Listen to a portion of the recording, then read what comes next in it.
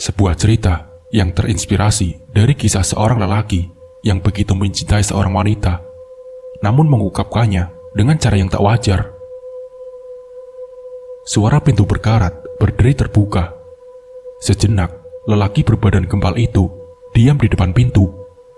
Cuping hidungnya mengerut saat mencium aroma penguk yang menyeruak keluar dari dalam ruangan sempit yang minim cahaya.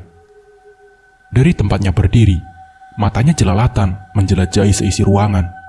Sesaat dia ragu, tapi akhirnya melangkah masuk. Di sana, di samping tempat tidur, dilihatnya ada sebuah kursi kayu yang terguling. Di atasnya menjuntai seutas tali tambang yang menggantung. Salah satu ujungnya terikat pada balok penyangga atap, sedangkan ujung satunya lagi membentuk simpul bagikan kalung. Dia langsung merinding, tapi fokus matanya kini berpindah pada lembaran kertas yang tersalib tersembul di bawah bantal. Sebuah tempat yang tak lazim untuk menyimpan benda semacam itu. Dirinya pun tergerak untuk mendekat. Diambilnya lembaran kertas itu yang ternyata jumlahnya lebih dari satu. Dia tertegun. Ada namanya yang tertulis di lembaran paling depan. Untuk Mas Koko. Isi tulisan lembaran itu. Rasa haru perlahan menjalar dalam hatinya.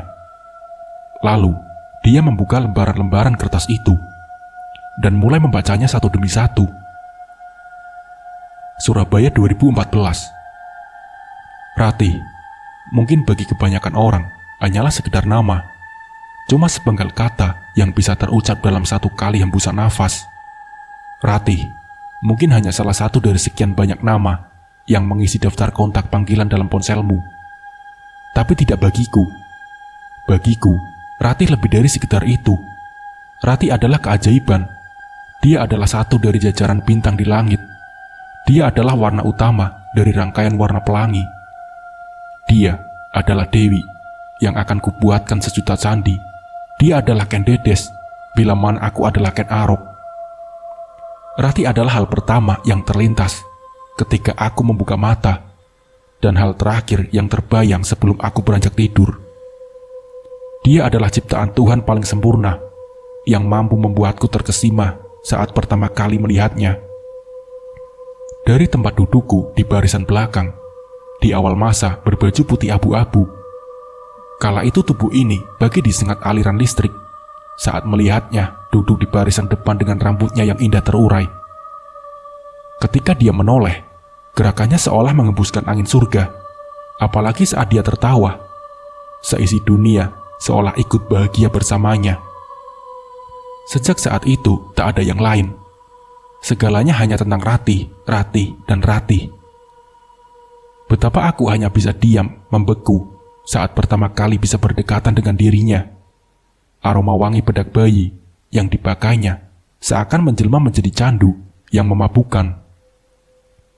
Ratih adalah bidadari yang hanya bisa kukagumi tanpa bisa kumiliki. Tak pernah cukup terkumpul nyali untuk bisa mengutarakannya tentang semua perasaan ini.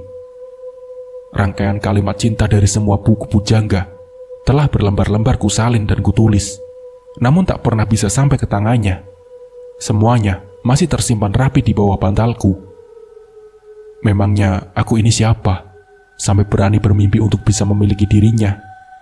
Aku hanyalah Supri, si hitam, kurus, bermata juling dengan gigi yang sedikit merongos, anak yatim piatu yang hidup dari belas kasihan Mas Koko, tetangga sebelah sang pemilik bengkel motor. Tapi yang membuatku makin menggilai Ratih, justru dialah satu-satunya orang yang berkali-kali berdiri membela di saat aku hanya bisa terdiam pasrah, menerima semua ejekan dan cemoohan. Dia yang langsung menyirami hatiku dengan kesejukan saat dia berkata, "Kamu gak apa-apa," ucap Ratih. Dan sejak saat itu, hatiku berjanji untuk selalu menjaganya. Aku rela menjadi bayangannya. Tak akan kubiarkan siapapun menyakitinya, tak peduli siapa. Jono, si usil berbadan besar saja, sampai histeris ketakutan saat menemukan ular yang diam-diam kutaruh dalam tasnya. Siapa suruh dia berani mengganggu Ratih? Bahkan Pak Rustam, sang guru galak pun harus mandi keringat bersusah payah mendorong motornya yang sudah kubuat kempes. akibat dia berani menghukum Ratih hanya karena datang terlambat. Jangankan Pak Rustam dan si Jono, bahkan sinar mentari pun akan kupadamkan bila berani membuat kulit Ratih terbakar. Dan berkat takdir Tuhanlah yang mengizinkan kami bisa terus satu kelas hingga lulus SMA.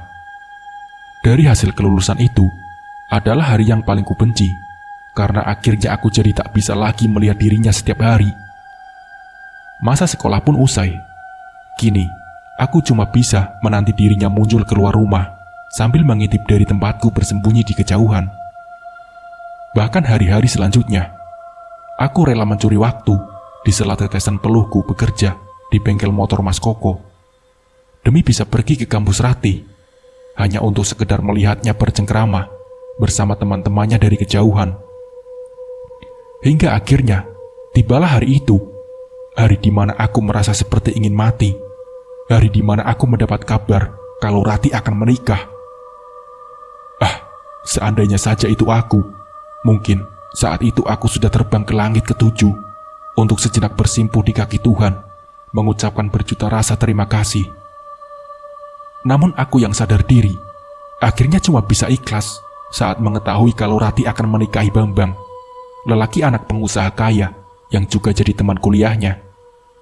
Tapi tak mengapa, walaupun berat, kurelakan dia untuk ikut menjaga Ratihku. Karena aku yakin, lelaki itu mampu membahagiakannya. Sesuatu yang tak bisa kuberikan dari hasil keringatku bergelut dengan sengitnya asap knalpot dan hitamnya oli di bengkel motor. Tapi ternyata aku salah, Ratih tak bahagia. Belum genap setahun usia pernikahan mereka, aku yang masih setia memata-matai Ratih yang kini tinggal di rumah mertuanya, mendengar mereka beberapa kali bertengkar hebat. Hingga akhirnya dadaku sesak, emosiku meledak-ledak, gigiku gemeretak. Dengan rahang yang mengeras ketika melihat Ratih ditampar oleh suaminya dan langsung menangis. Anjing, berani-beraninya dia menyakiti Roro Jonggrangku. Tak akan kubiarkan manusia itu hidup, gumamku di dalam hati. 10 hari berikutnya, ketika malam telah larut, aku pergi ke tepian sebuah jalan yang sepi untuk bersembunyi, menunggu lelaki bangsat itu lewat, seperti kesehariannya yang telah kucermati. Dia nampak heran dan kebingungan ketika melihat ada batang pohon melintang yang menghalangi laju mobilnya. Seperti yang kuduga, dia langsung keluar dari mobil sambil ngomel-ngomel saat berusaha memindahkan batang pohon itu. Brak! Lelaki tak tahu diuntung itu langsung tersungkur ketika hantaman keras linggis menghujam belakang kepalanya sampai berdarah. Mampus! Tapi aku belum puas. Dia masih bergerak. Kuseret tubuhnya ke balik semak-semak. Kuhantamkan lagi berkali-kali linggis ke wajahnya hingga hancur tak berbentuk untuk memastikan kalau dia benar-benar mati. Setelah yakin kalau dia sudah tak bernyawa, kubakar jasadnya untuk memastikan kalau tak ada sedikit pun jejakku yang tertinggal. Temuan jasad korban pembunuhan sadis langsung membuat wilayah itu geger. Dengan cepat, beritanya tersebar luas. Namun, berita semacam itu terlalu remeh untuk jadi berita pengguncang seantero negeri. Tentu saja, di zaman seperti ini, peristiwa itu hanyalah sekelumit kisah pembunuhan biasa yang hanya mampu bertahan beberapa hari, menghiasi kolom berita lokal sebelum akhirnya terlupakan. Tapi tidak bagiku. Berhari-hari, aku tersenyum puas karena merasa telah mampu menunaikan tugasku menjaga Ratih. Aku, Mbak Sri Rama, yang telah berhasil membebaskan Dewi Sinta dari cengkraman tangan Rahwana. Aku bagikan kesatria berkuda yang melepaskan sang putri raja dari belenggu penguasa zolim. Memang sempat beberapa hari, kulihat wajah Ratih merenung sedih. Tapi aku yakin kalau itu hanyalah sementara.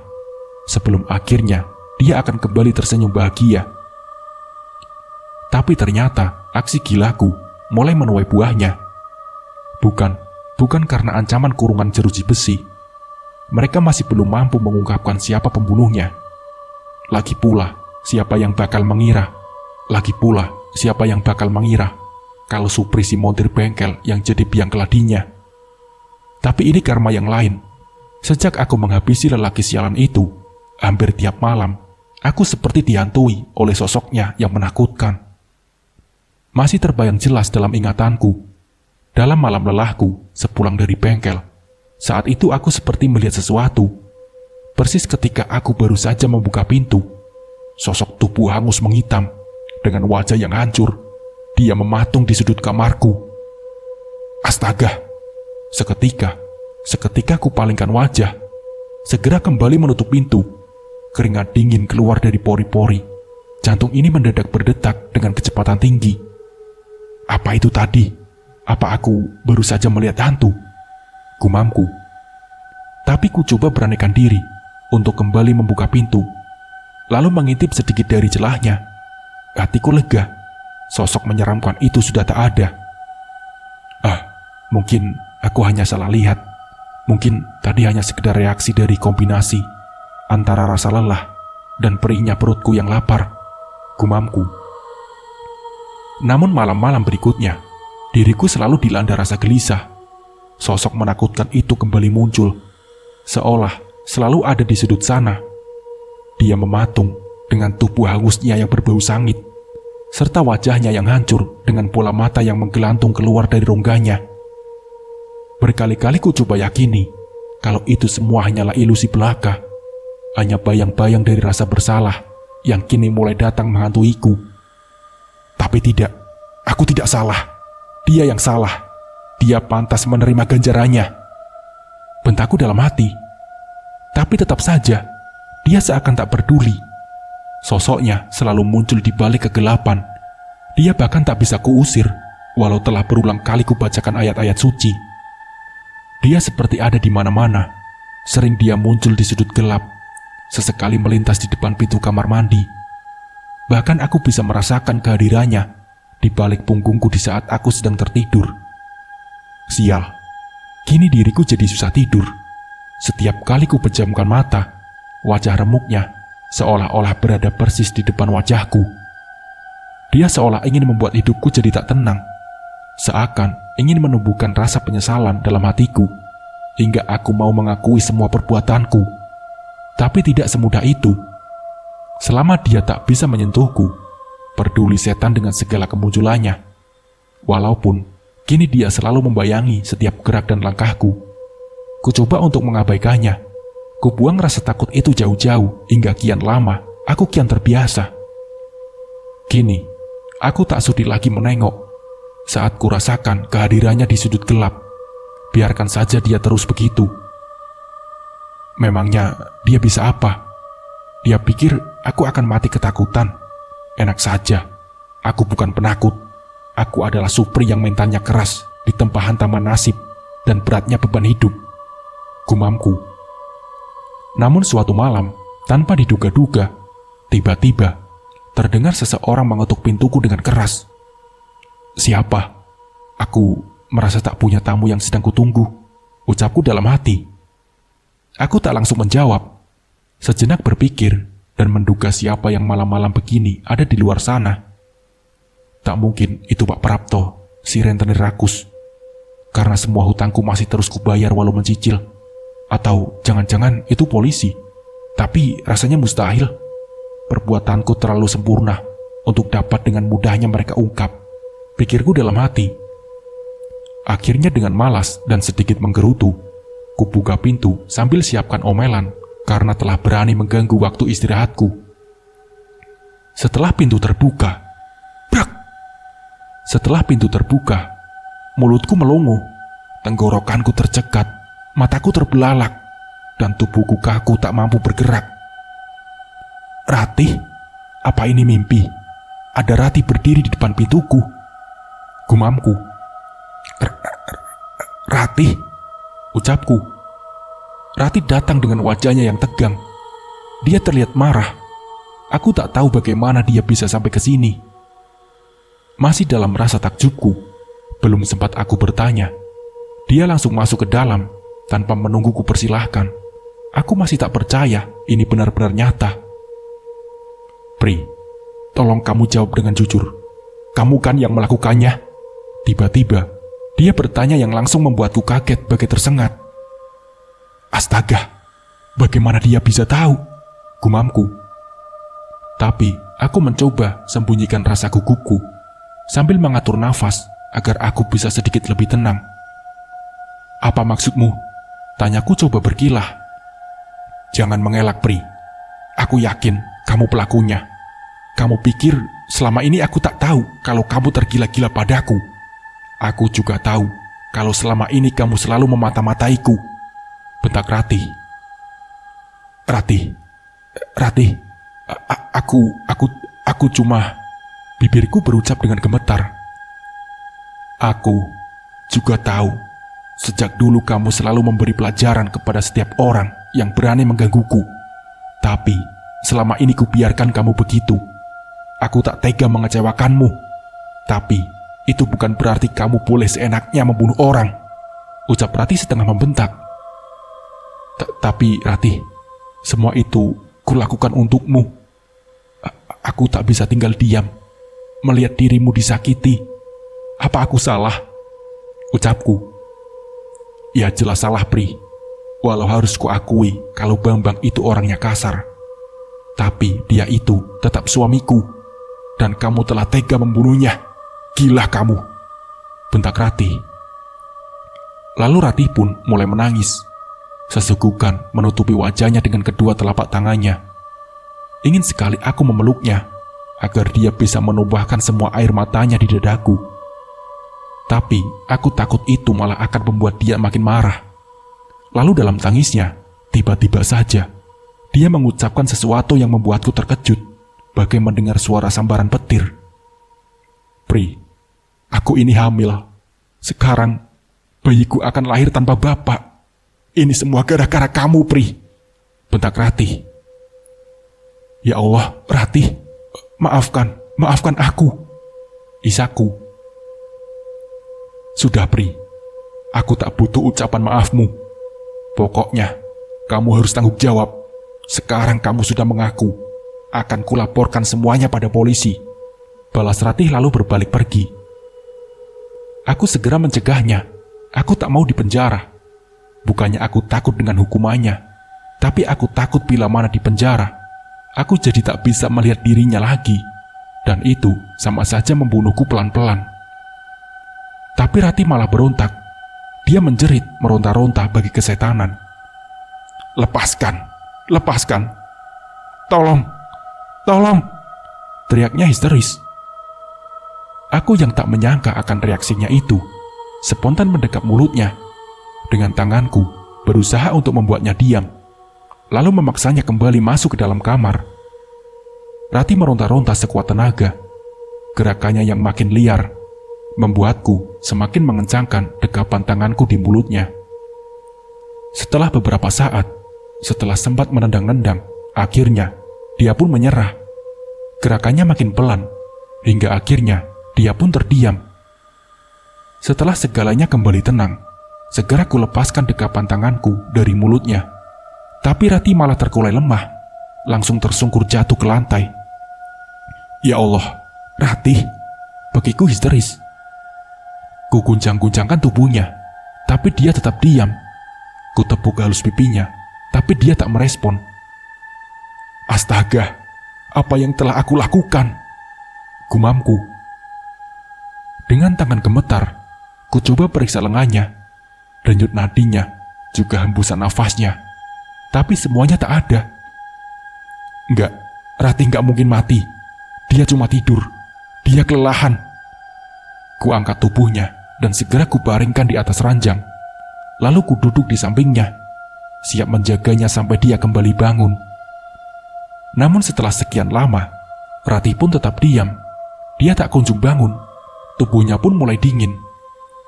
Aku mulai panik. Aku tak tahu harus berbuat apa. Yang ada dalam otakku hanyalah perintah untuk kabur. Segera ku kemasi barang-barangku, berniat pergi sejauh mungkin meninggalkan tempat ini, kemanapun jadi. Tapi ketika ku lihat Ratih yang terbaring di sana, betapa aku jadi tak tega. Aku tak mungkin meninggalkan dirinya begitu saja. Lagi pula, apa aku sanggup bila nanti tak bisa melihat dirinya lagi? Tidak, aku tidak sanggup. Akhirnya, aku kembali duduk. Coba menenangkan diri. sejenak menjernihkan pikiranku yang sejak tadi keruh. Tapi dalam diamku, mendadak sosok menyeramkan itu kembali muncul, berdiri mematung di sudut sana, menebarkan aroma daging yang terbakar. Bangsat, bisa-bisanya dia muncul di saat-saat kritis seperti ini. Spontan, kurai asbak di atas meja dan kulemparkan saja ke arahnya. Brak! Suara asbak yang mental menghantam dinding, tapi dia tak bergeming. Dia tetap di situ. Dia mematung, seolah mengejekku, yang kini kebingungan dalam situasi serba salah. Sial, bodoh amat. Silakan saja berdiri di situ. Dasar setan sialan, bentakku. Aku tak lagi menggubrisnya, kembali merenung sembari memegangi kepala. Apa yang harus kulakukan? Tiba-tiba terbesit sebuah gagasan cemerlang, seolah wahyu yang turun dari langit. Segera kubungkus tubuh Ratih dengan selimut. Kulirik jam dinding, pukul 22.30. Sejenak kuintip keluar untuk memastikan segalanya aman. Suasana nampak sepi. Hanya ada suara jangkrik yang terdengar saling bersautan. Bagus. Dengan motor servisan bengkel yang kebetulan kubawa pulang, diam-diam aku pergi membawa tubuh Ratih yang telah nyaman berada di jok belakang motor. Sepanjang jalan sepi, tak henti-hentinya mataku jelelatan liar mengawasi setiap jengkal jalan yang kulalui. Akhirnya, aku telah sampai di tempat tujuanku, sebuah pabrik oli oplosan yang telah lama terbengkalai. Tempat di mana biasanya dulu aku berdiam diri merenung seusai mengalami bullying. Segera saja kuturunkan tubuh Ratih dari jok motor, lalu kubopong ke area belakang pabrik untuk segera kumakamkan. Tapi mendadak hatiku bimbang, sejenak jadi galau. Kalau tubuh Ratih terkubur, bukankah aku malah jadi tak bisa melihat dirinya lagi? Ah, bodoh, ini bukan ide yang bagus, pikirku. Aku terduduk di tanah, kembali berpikir sambil menerawang ke atas. Lalu tiba-tiba kembali turun wahyu. Segera kubuka kembali selimut yang membungkus jasad Ratih. Lalu kubopong tubuhnya yang semakin dingin ke satu sudut di mana teronggok sebuah mobil rusak berkarat, dan kuletakkan tubuh Ratih di bagasi belakangnya. Aku berharap tak akan ada orang yang mampu menemukannya. Walaupun lambat laun jasadnya bakal membusuk, aku yakin aromanya akan tersamarkan oleh bau tak sedap dari tempat penampungan sampah yang tak jauh dari tempat itu. Di keesokan harinya, terdengar kabar bahwa Ratih menghilang. Semua keluarganya sibuk mencari, tapi Ratih yang rupanya pergi tanpa pamit membuat mereka kesulitan untuk mencari jejaknya. Hampir setiap hari, diam-diam kukunjungi jasad Ratih, memandanginya sampai puas, sesekali mengajaknya ngobrol. Sesuatu yang dulu cuma bisa aku impikan. Walaupun tubuhnya mulai membusuk, menebarkan aroma tak sedap, aku tak peduli. Ratih tetaplah Ratih. Aku akan selalu menyayanginya, bagaimanapun kondisinya. Namun, malah terdengar isu miring yang dihembuskan oleh pihak keluarga mertuanya Ratih. Mereka berkoar-koar kalau Ratih telah kabur sama pacar gelapnya. Bangsat, goblok. Tega-teganya mereka berpikiran seperti itu. Dasar keluarga jahanam, mulut comberan. Langsung timbul niatku untuk memberi mereka pelajaran. Aku tak rela kalau nama Ratih dicemooh seperti itu. Kini dalam kamarku, aku pastikan kalau segalanya telah siap. Sudah terbayang dalam benakku, rumah keluarga sialan itu dilalap amukan si jago merah. Aku sengaja menunggu hingga tengah malam demi lancarnya aksi balas dendamku. Namun baru saja aku beranjak untuk pergi, entah dari mana, tiba-tiba kulihat Ratih duduk di atas ranjang. Wajahnya nampak murung. Ratih, Ratih, panggilku. Dia tidak menjawab, cuma hanya diam dengan tatapan mata yang kosong. Segera ku taruh kembali tas berisi semua amunisi, lalu perlahan mendekati ke arahnya. Ratih, izinkan aku untuk memberi pelajaran pada keluarga terkutuk itu. Gak apa-apa kan? Tanyaku pelan sesaat setelah aku duduk di sampingnya. Namun dia tetap diam, cuma menunduk dengan wajah yang sedih. Dan itu sudah cukup bagiku untuk mengurungkan niatku. Sebab dari diamnya, aku yakin Rati tak setuju dan aku tak mau membuatnya kecewa lagi. Sejak hari itu, sosok Rati selalu hadir. Dia sering duduk di atas ranjang, sesekali menemaniku makan. Bahkan beberapa waktu ikut berbaring di sisiku saat aku tidur. Ah, indahnya. Walaupun dia tak pernah bicara, tapi bagiku ini sudah lebih dari cukup. Aku tak berani meminta lebih darinya, gumamku. Namun, semua kemesraan itu seringkali terusik oleh kehadiran sosok hangus berwajah hancur yang kadang mengganggu. Tapi biarkan saja, biarkan dia berdiri di sana dan iri melihat kemesraan kami berdua, biar tahu rasa. Kujalani hari-hari baru penuh energi. Bagaimana tidak, selepas lelahku seharian bekerja, ada Rati yang setia menantiku di rumah. Kini aku bisa merasakan kebahagiaan seorang lelaki yang telah beristri. Tak lupa juga kusambangi jasad Rati yang kini makin rusak. Ku bersihkan tubuhnya dari debu dan kotoran yang menempel. Ku singkirkan ulat dan belatung yang coba menggerogoti jasadnya. Segalanya berjalan sesuai harapan. Bahkan lebih baik dari yang kuduga. Aku bagai memiliki dua Rati. Satu terbaring di bagasi, satu lagi menunggu di rumah. Luar biasa. Tapi pada suatu hari, segala yang telah sempurna jadi hancur seketika. Tubuh Rati yang ditemukan oleh seorang pemulung. Tentu saja, berita temuan jasad Rati kontan menggemparkan wilayah itu. Polisi pun turun tangan, lalu membatasinya dengan pita plastik kuning, hingga aku tak bisa mendekat. Akhirnya, aku cuma bisa geram mengepal sambil menyaksikan dari kejauhan saat jasad Rati dibawa pergi. Sialan, kini aku merasa seperti ada sesuatu yang hilang. Ada satu sisi dalam hati ini jadi kosong saat menyaksikan jasad Rati dikubur.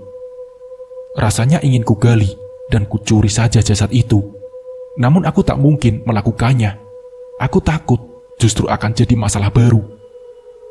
Akhirnya dengan hati gundah, aku pun pulang sambil berharap sosok Rati tetap ada menantiku di rumah ketika aku kembali. Tapi harapan tinggal harapan. Seiring jasadnya yang telah disempurnakan, sosok Rati di rumah pun ikut menghilang. Rati, Rati, jangan tinggalkan aku, Rati, panggilku. Aku menjerit meratap, memanggil-manggil namanya, berharap dia muncul kembali. Tak terbayang bagaimana aku bisa menjalani hidup ini tanpa dia. Tapi ratapanku sia-sia. Rati tak kembali. Namun aku yakin Rati masih ada. Jangan-jangan dia sedang keluar. Barangkali dia sedang cari angin karena bosan terus di dalam, gumamku. Aku segera pergi mencarinya. Ku cari di sepanjang jalan, ku cari dekat sekolahan, hingga akhirnya ku temukan dia sedang belanja di pasar. Syukurlah. Rati, kamu sedang apa? Ayo kita pulang. Pintaku pada Rati yang nampak kaget ketika ku sapa. Tapi Rati seperti tak suka dengan kemunculanku. Dia nampak kaget dan langsung marah-marah. Siapa kamu? Mau ngapain? Bentak Rati. Aku cuma tersenyum mendengar omelannya. Dia semakin cantik bila sedang marah begitu. Tapi ketika aku ingin mendekatinya, dia malah mundur ketakutan, lalu berlari pergi menjauh. Rati, Rati, kamu mau kemana? Teriakku memanggilnya sambil terus berusaha mengejar. Tolong, tolong, ada orang gila, jerit Rati histeris sambil terus berlari. Gila, kamu gila. Iya, betul, aku tergila-gila sama kamu. Aku terus mengejarnya yang berlari ke arah kerumunan orang yang langsung mencegahku untuk mendekatinya. Pergi sana, dasar gila, bentak salah satu dari mereka. Plak! Sebuah tamparan keras kulayangkan ke mulutnya yang lancang itu. Tapi itu justru malah memancing emosi orang-orang di sekitarnya yang langsung mengeroyokku dengan brutal. Sudah, nanti bisa mati dia." Sebuah teriakan menghentikan hujan pukulan dan tendangan yang bertubi-tubi mendera tubuhku. Aku meringkuk kesakitan di atas tanah, tapi semua rasa sakit ini seolah tak berarti ketika kusadari kalau Ratih telah menghilang. Ratih, kamu di mana, Ratih?" panggilku. Setiap hari, ku nantikan kemunculan Ratih di pasar. Kutunggu sejak pagi hingga tengah malam. Panas dan hujan, aku tak peduli. Beberapa kali sempat aku melihatnya, tapi saat aku dekati, wajahnya malah berubah jadi wajah orang lain. Tapi itu tak menyurutkan tekadku untuk terus menantinya. Entah sudah berapa lama waktu berlalu, tapi Ratih tak kunjung datang. Yang ada malah Mas Koko yang berkali-kali menyusulku ke pasar dan membujukku untuk pulang. Tapi rayuannya itu tak mampu membuatku bergeming. Lagi pula, aku sedikit kesal padanya. Dari cara bicaranya, seolah aku ini sudah gila. Aku tidak gila. Aku hanyalah seseorang lelaki yang setia sedang menantikan kekasihnya kembali. Tapi nampaknya dia tak mengerti, gumamku. Namun penantian ini malah membuatku jadi berpikir, jangan-jangan Ratih sedang menungguku di istana kami. Iya, pasti itu. Kenapa tidak terpikirkan sejak dulu? Bodohnya aku telah membuatnya selama ini menunggu, gumamku. Akhirnya dalam kamarku, kini aku menatap berdiri di atas kursi, tepat di depan simpul tali yang tergantung. Tapi aku bukan orang yang tak tahu sopan santun. Sebelumnya telah kutuliskan ucapan pamit dan terima kasih untuk Mas Koko atau siapapun yang akan menemukan pesanku ini.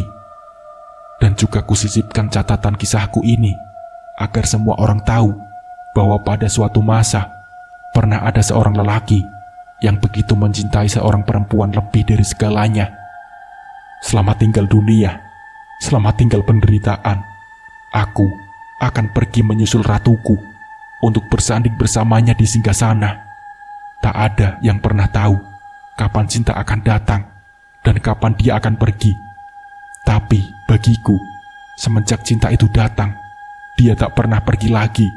Cinta itu bernama Ratih. Nah, seperti itulah kisahnya. Semoga dari kisah ini kita bisa mengambil hikmah dan pembelajarannya. Mungkin cukup sekian dari saya. Wassalamualaikum warahmatullahi wabarakatuh.